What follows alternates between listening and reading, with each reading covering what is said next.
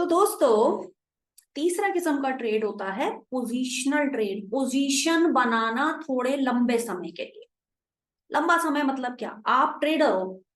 अब ट्रेडर के लिए लंबा समय 4-5 दिन भी एक लंबा समय माना जाता है। एट द मोस्ट 8-10 दिन के लिए आपने एक पोजीशन बना ली। मैक्सिमम 8-10 दिन बोल रही हूँ, वरना पोजीशनल ट्रेड आप 4-5 दिन या मैक्सिमम एक हफ्ते के लिए बनाते हैं। अब पोजीशनल ट्रेड बनाने के लिए आपको सबसे बढ़िया जानकारी होनी चाहिए टेक्निकल चार्ट्स की। Technical analysis is a must.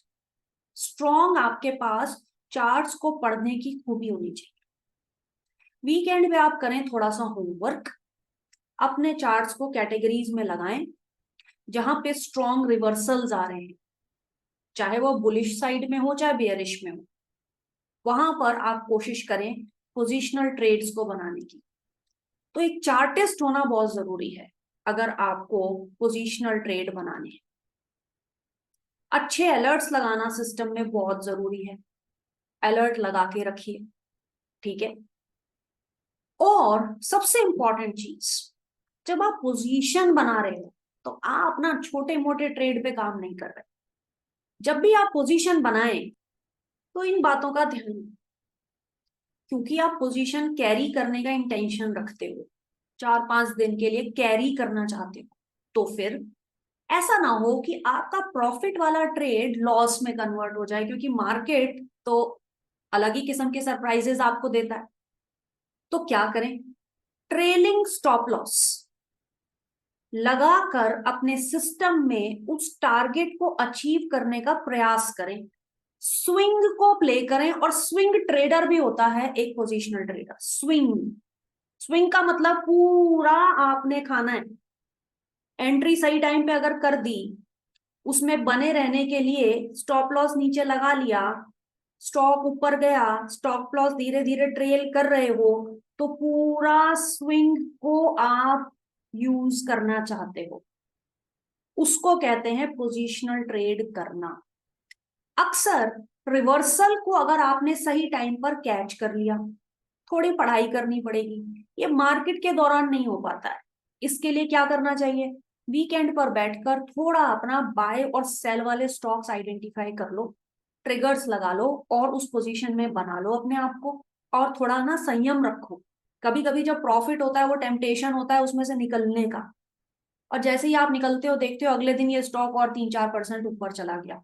आपके अच्छे खासे आपके चार्ट्स आपको बता रहे थे कि ये क्या कहते हैं, अच्छा खासा इसमें अपमूव आएगा, लेकिन आपने जल्दीबाजी कर दी। हाँ, 1-1.5% में ही आपको लालच आ गया, आप उसमें से एग्जिट कर गए और अगले दिन आपको बड़ा अफसोस हो रहा है। तो इस तरह से ना करें।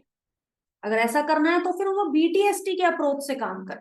तो पोजीशनल ट्रेड अगर आपको बनाना है तो आपका एजेंडा होना चाहिए कम पोजीशन साइज पर, ठीक है। कम पोजीशन साइज पर लंबे समय तक, 4 या 5 दिन तक उस ट्रेड में बने रहिए, ट्रेलिंग स्टॉप लॉस से काम कीजिए, टारगेट अचीव होने तक या होने से पहले उसमें से निकलिए। उसको कहते हैं पोजीशनल ट्रेड। ये बाय साइड में भी की जा सकते हैं और सेल साइड में भी किया जा सकता है। बाय करना तो बहुत आसान है, कैश मार्केट में खरीदो, डिलीवरी ले लो, रख लो, ठीक है, और एग्जिट कर दो।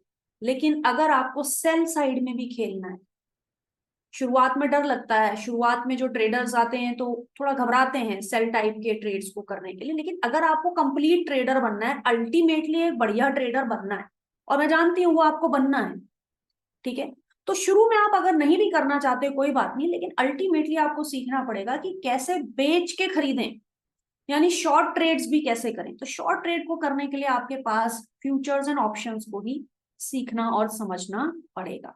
तो अगर उसकी भी जानकारी आप ले लें तो आप दोनों साइड से पोजीशनल ट्रेड्स को खेल सकते हैं। अब दोस्तों, पोजीशनल ट्रेड्स जब भी आप लें तो कौन कौन सी वो सिचुएशंस हैं जहां ज्यादातर पोजीशंस बनाई जा सकती है? ये अक्सर रिजल्ट से पहले लोग एक्यूमुलेट करते हैं स्टॉक्स। रिजल्ट से पहले, रिजल्ट सीजन आता है साल में 4 बार, ठीक है। हर एक क्वार्टर के बाद कंपनीज पहले से पहले बता देती हैं, पहले से पहले हमें जानकारी होती है कि इन कंपनीज का इस डेट पे रिजल्ट आने वाला है, लेकिन रिजल्ट क्या होगा ये नहीं पता, डेट पता है। तो अगर आपको डेट पता है आप अगर प्राइस एक्शन देख रहे हो चार्ट्स पे कि एक पर्टिकुलर स्टॉक यानी टीसीएस पे पिछले 2-3 दिन से प्राइस अप मूव हो रहा है, ऊपर जा रहे हैं ये स्टॉक, जबकि बाकी मार्केट में तो ऐसा कुछ खास नहीं है, आईटी के स्टॉक्स बाकी तो कुछ खास नहीं चल रहे, लेकिन टीसीएस में कुछ प्राइस मूव आ रहा है, प्राइस एक्शन आपको कुछ ना कुछ कह रहा है।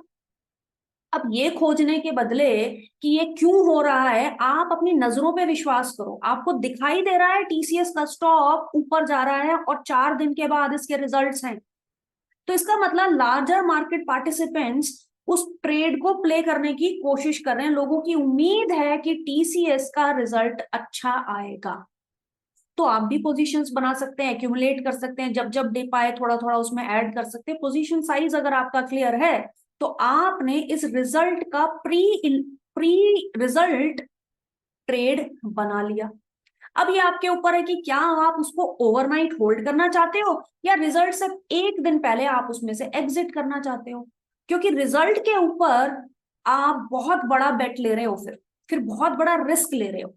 मैं ये नहीं कहती कि आपको नहीं करना चाहिए, जो रिस्क लेगा उसको रिवॉर्ड भी ज्यादा होगा, पॉजिटिव होगा या नेगेटिव होगा, जो रिस्क लेगा उसका नुकसान भी ज्यादा होगा। लेकिन अगर आपने 4-5 दिन में अच्छा खासा एक अपमूव प्ले कर लिया है रिजल्ट से पहले, तो आप स्विंग ट्रेडर की तरह उसमें से निकल भी सकते हैं। लेकिन स्विंग के साथ साथ अगर आप इसको बीटीएसटी में भी कन्वर्ट करना चाहते हैं, क्योंकि आप इसी को कैरी करना चाहते हैं और एक चांस और लेना चाहते हैं कि देखता हूं एक रात और इसको रोक लेता हूं, तो आप जब चांस लोगे तो चांस आपको इस तरफ भी ले जा सकता है और इस तरफ भी ले जा सकता है, आपके कमाए हुए प्रॉफिट्स को आप में से ले भी जाएगा और हो सकता है आपने जितना कमाया उससे ज्यादा भी आप कमा सकते हो। तो स्विंग करते करते आए थे, एक दिन पहले आप उसको बीटीएसटी में भी कन्वर्ट कर सकते हैं।